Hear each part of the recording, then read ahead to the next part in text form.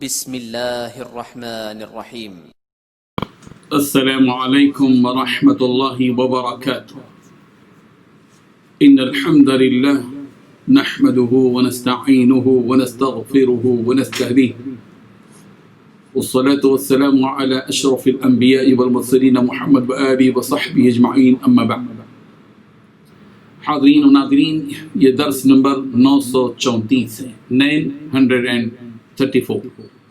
اور آج سورہ ہود کی 3 آیتوں کی تلاوت اور تشریح کی جائے گی، آیت نمبر 109، 110 اور 111۔ چلیے سب سے پہلے ان 3 آیتوں کی تلاوت کرتے ہیں، لفظی ترجمے اور ترجمے کے بعد تشریح کرتے ہیں۔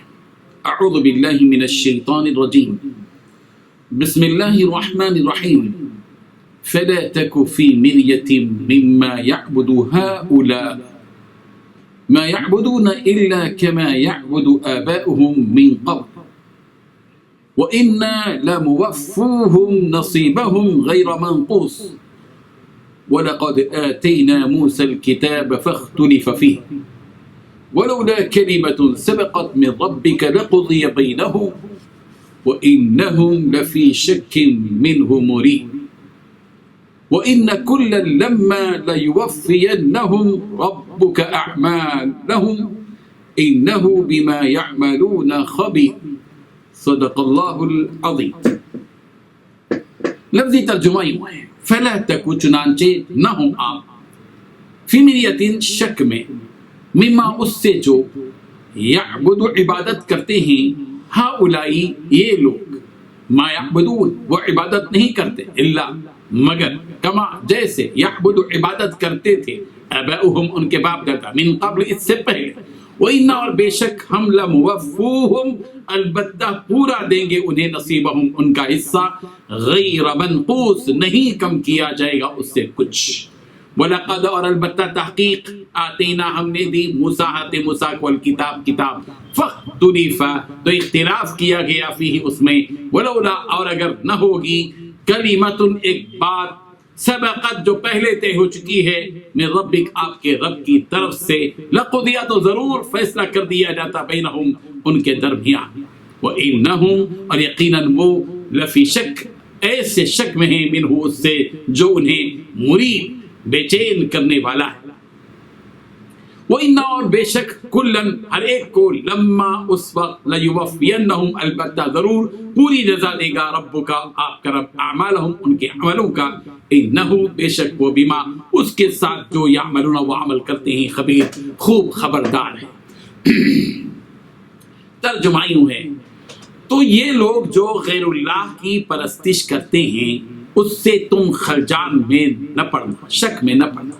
یہ اسی طرح پرستش کرتے ہیں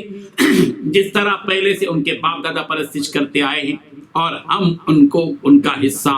پورا پورا بلا کم و کاست دینے والے ہیں۔ اور ہم نے موسیٰ کو کتاب دی تو اس میں اختلاف کیا گیا، اور اگر تمہارے رب کی طرف سے ایک بات پہلے نہ ہو چکی ہوتی تو ان میں فیصلہ کر دیا جاتا، اور وہ تو اس سے قوی شبے میں پڑے ہوئے ہیں، اور تمہارا رب ان سب کو قیامت کے دن ان کے اعمال کا پورا پورا بدلہ دے گا، بے شک جو عمل یہ کرتے ہیں وہ اس سے واقف ہیں۔ ان 3 آیتوں میں 8 باتیں بتلائی گئی ہیں۔ پہلی بات، یہ لوگ جو غیر اللہ کی پرستش کرتے ہیں، اس سے تم شک میں نہ پڑنا۔ دوسری بات، یہ اسی طرح پرستش کرتے ہیں جس طرح پہلے سے ان کے باپ دادا پرستش کرتے آئے ہیں۔ تیسری بات، اور ہم ان کو ان کا حصہ پورا پورا بلا کم و کاست دینے والے ہیں۔ چوتھی بات، ہم نے موسیٰ کو کتاب دی تو اس میں اختلاف کیا گیا۔ پانچویں بات، اگر تمہارے رب کی طرف سے ایک بات پہلے نہ ہو چکی ہوتی تو ان میں فیصلہ کر دیا جاتا۔ چھٹویں بات، اور وہ تو اس سے قوی شبے میں پڑے ہوئے ہیں۔ ساتویں بات، تمہارا رب ان سب کو قیامت کے دن ان کے اعمال کا پورا پورا بدلہ دے گا۔ آٹھویں بات، بے شک جو یہ عمل کرتے ہیں وہ اس سے واقف ہے۔ بزرگان محترم، پچھلی آیتوں میں نیک بختوں اور بدبختوں کا انجام بد بیان کیا گیا، یعنی نیک بختوں کا انجام میں حسن اور بدبختوں کا انجام میں بد بیان کیا گیا۔ مومنوں کے ساتھ رب ذوالجلال کی جانب سے اعزاز و اکرام اور کافروں کے لیے سزا و عذاب و عقاب کی تفصیلات بتلائی گئی۔ اس کے بعد رسول رحمت صلی اللہ علیہ وسلم سے یہ بات کہی جا رہی ہے کہ اللہ تعالیٰ نے اپنے بندوں سے متعلق اپنا دستور بتا دیا ہے کہ مشرکوں کا برا انجام کس طرح ہوگا، اس لیے پیغمبر آپ ان مشرکوں کے انجام کے بارے میں شک میں نہ پڑیں۔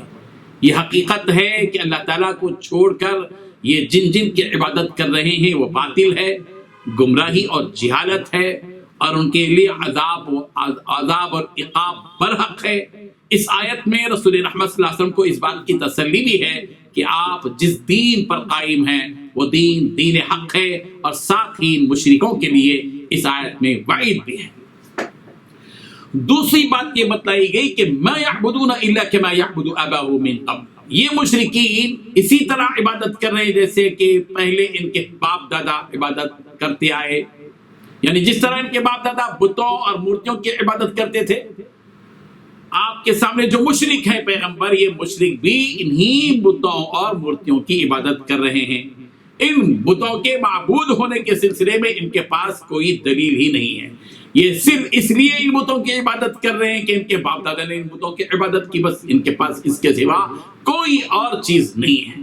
تیسری یہ بات بتلائی گئی جا رہی ہے کہ وہ اِنَّا لَمُوَفُّوهُمْ نَصِيبَهُمْ غَيْرَ مَنْقُوصٍ، اور ہم ان کو ان کا پورا حصہ دے دیں گے جس میں کچھ بھی کمی نہ ہوگی۔ یعنی اللہ تبارک و تعالیٰ ان مشرکوں کو ان کے شرک و کفر کا پورا بدلہ دیں گے جس میں کسی بھی قسم کی کوئی کمی نہیں ہوگی، اور مشرکوں کو ایسا عذاب دے گا کہ کسی اور کو ایسا عذاب نہیں دیا گیا۔ یعنی شرک کی سزا بھی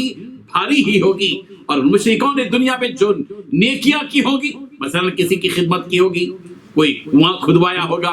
کسی کا پیٹ بھرا ہوگا، کسی کی مشکل کو آسانی میں تبدیل کیا ہوا ہوگا، ظاہر بات ہے کہ ان نیکیوں کا بدلہ ان مشرکوں کو ان کے مرنے سے پہلے ہی پورا دے دیا جائے گا،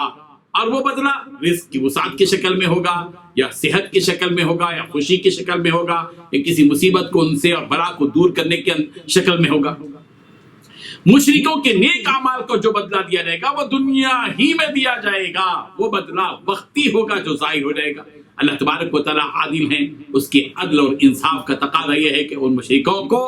ان کے اچھے کاموں کا بدلہ دیا جائے، اس لیے انہیں جو کچھ دینا ہے دنیا ہی میں دے دیا جائے گا۔ اس لیے مسلمانوں کو کافروں کے اچھے اعمال احوال کو دیکھ کر ان کی فراوانی، ان کی خوشحالی، ان کے عیش، ان کی بلڈنگیں، ان کی ساری چیزوں کو دیکھ کر حیرت میں اور حسرت میں نہیں پڑنا چاہیے، بلکہ یہ سوچنا چاہیے کہ یہ جو کافروں کو دنیا میں اس قدر وسعت، آرام، راحت وغیرہ مل رہا ہے، یہ بات یاد رکھنی چاہیے کہ ان کافروں اور مشرکوں کو جو کچھ بھی دیا جا رہا ہے وہ صرف دنیا ہی میں ہے، آخرت میں ان کا کوئی حصہ نہیں ہے۔ آخرت میں تو انہیں دردناک اور شدید عذاب ہی کا مزہ چکنا ہے۔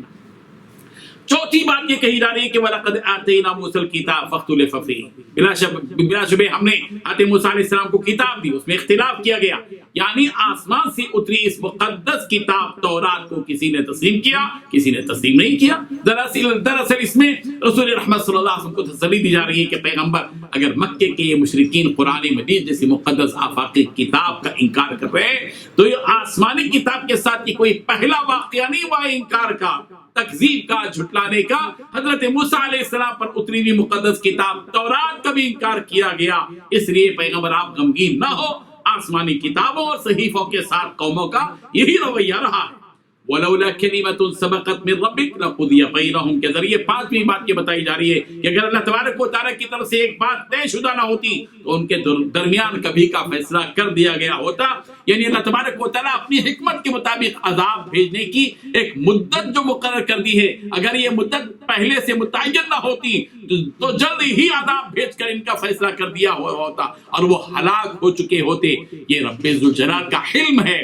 اس کا تحمل ہے، اس کی حکمت ہے کہ اس نے نافرمان قوموں کی ہلاکت کے لیے مدتیں مقرر کر رکھی ہیں۔ اللہ تعالیٰ اپنی حکمت کے مطابق ہی اپنا حکم جاری فرماتے ہیں، یعنی جس طرح گزری ہوئی قوموں کے نافرمان لوگوں کو ہلاک کر دیا گیا اور مومنوں کو نجات دے دی گئی، ان مشرکوں میں بھی کبھی کا فیصلہ کر دیا جا چکا ہوتا، لیکن اللہ کی حکمت ہے، وہ اپنی حکمت کے مطابق جب چاہے وہ فیصلہ کرے گا۔ छठवीं बात ये बताई जा रही है कि वइन्नहुम लफी शक्किन मिन्हु मुरीब, बिला शुबह वो लोग शक में पड़े हुए हैं जो शक के तरद्दुद में डालने वाला है। सूरत शूरा की आयत नंबर 4 में भी ये बात बताई गई, व इन्नल लज़ीना उरिज़ुल किताब मिन बअदिहिम लफी शक्किन मिन्हु मुरीब। इससे यहूद और नसारा मुराद हैं, वो भी शक में पड़े हुए थे। सातवीं बात ये बताई गई कि वो इन्ना कुल्ल लम्मा लयुवफ़ियन्नहुम रब्बुका अअमालुहुम, बेशक जितने लोग हैं आपका रब उन्हें उनके अमाल का पूरा पूरा बदला देगा। रब्बुका अअमालुहुम यानी बंदों के अच्छे बुरे, नेक और बद सारे मामला, उन बंदों की इताअत और नाफरमानी, उनके अच्छे और बुरे अमाल, सब कुछ अल्लाह तबारक व तआला को मालूम है। और अल्लाह तबारक व तआला अपने इल्म के मुताबिक और अपनी हिकमत के मुताबिक इन सब को जज़ा या सजा देगा। आठवीं बात ये बताई गई, इन्नहु बिमा यअमलून खबीर, ये जो कुछ कर रहे हैं अल्लाह तबारक व तआला इनकी तमाम अच्छी बुरी हरकतों से पूरी तरह बाखबर है। जब वो बाखबर है तो उसको मालूम है कि किसको जज़ा देना है और किसको सजा देना है। अल्लाह तबारक व तआला हम सबको आफियत के साथ इस दुनिया की जिंदगी में जीने की और हमारी दुनिया की में भी फलाह अल्लाह तबारक व तआला अता फरमाए और हमारी आखिरत में भी नजात के असबाब पैदा फरमाए। व आखिरु दावाना अनिल हम्दुलिल्लाहि रब्बिल आलमीन।